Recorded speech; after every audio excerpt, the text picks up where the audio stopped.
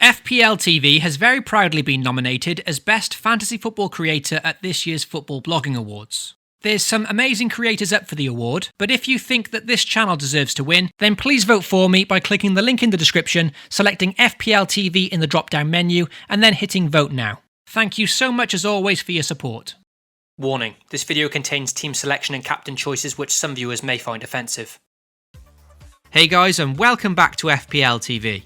With the wildcard now active, shortly I'll be talking you through some of my considerations for Game Week 34. But firstly, let's quickly run through how my squad performed in blank Game Week 33, which ended up being a terrific game week for the FPL TV side. Luca Digne and Everton continued their upturn in form and picked up a fourth clean sheet in 5 game weeks against Arsenal, which was the only performance worth noting from my defence last week. In my previous video, I discussed potentially transferring in Yuri Tielemans of Leicester, and fortunately for me, I made that move, and the differential Belgian returned a respectable 9 points. The big decision of the game week was the 50-50 coin flip of captaincy between Jamie Vardy and Eden Hazard, and in the end it didn't even matter, with both players posting superb scores of 16 points apiece, therefore 32 points for those of us that captained them. Lovely stuff. So, blank Game Week 33 ended with 85 points for my side, a whopping 49 points above the average score. After 3 successive red arrows, this score provided me with a much needed boost up the rankings from 44,000 up to 24,000, setting me up nicely for the end of season running. So let's move on now to the all-important Game Week 34, where I've activated my wildcard and hope to end the season strongly. As always, if you enjoy the content here at FPL TV, then be sure to drop a like on the video and get subscribed if you haven't already.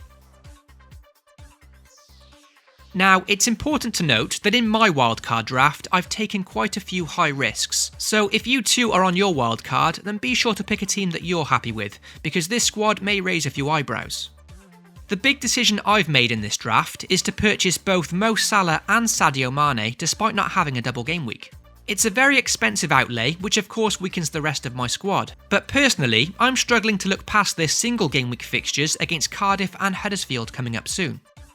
As things stand, my goalkeeper pairing consists of Ben Foster and Hugo Lloris.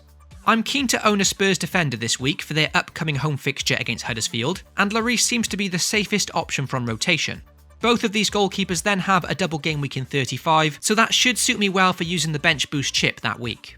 For my defence, both Dunk and Duffy come in to take advantage of Brighton's double game week in 34.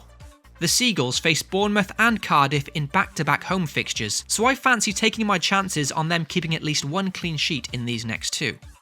Alexander-Arnold stays, who remains to provide excellent value, as does Wolves' Matt Doherty, who boasts a decent-looking double game week in 35. As mentioned, this draft would include some eyebrow raisers, and as a 1-week punt, I'm tempted to gamble on Kyle Walker-Peters starting for Spurs in 34.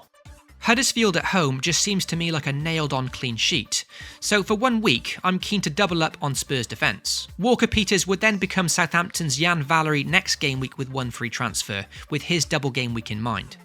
To complete the Spurs triple up, Tottenham's Son then comes in, who will surely be an important player for them with Harry Kane getting injured. The other 2 players who are pretty much nailed in my draft are Diogo Jota and Man City's Kevin De Bruyne. Both have a double game week in 35. The incentive for me to include De Bruyne is because in this current draft, I can't afford the big hitters Aguero and Raheem Sterling, who will undoubtedly be big misses in my side. But with a busy schedule ahead for City and some difficult fixtures on paper, I'm hoping to get by without them for the next 2 game weeks. As for the forwards, Raul Jimenez, Jamie Vardy and Troy Deeney look to be my 3 frontmen. Jamie Vardy doesn't boast any double game weeks, but what he does have is excellent form, therefore it's difficult to remove him with Newcastle and West Ham in his next 2 games. Troy Deeney faces an Arsenal side without a clean sheet away from home, and then boasts a double game week which includes a relegated Huddersfield, so some nice fixtures there, and saving money up front means I can afford the power 4 in midfield. So that's how my Draft 1 squad is currently shaping up for Game Week 34.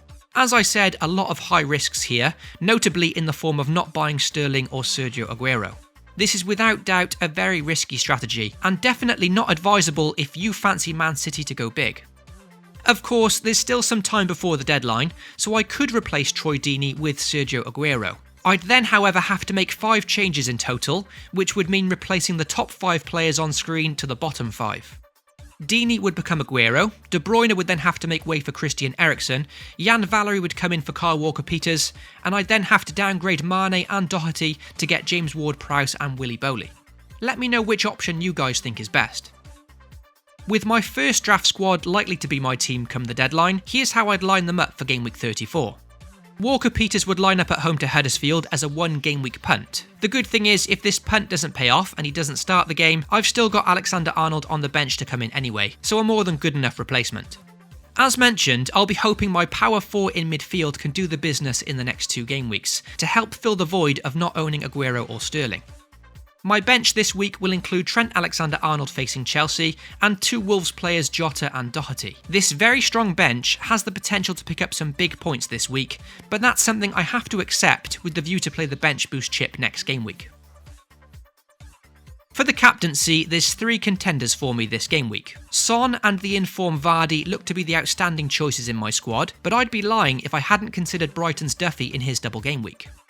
Son Heung-min does have the mouth-watering fixture against Huddersfield though, so he's most likely to get the armband from me this week.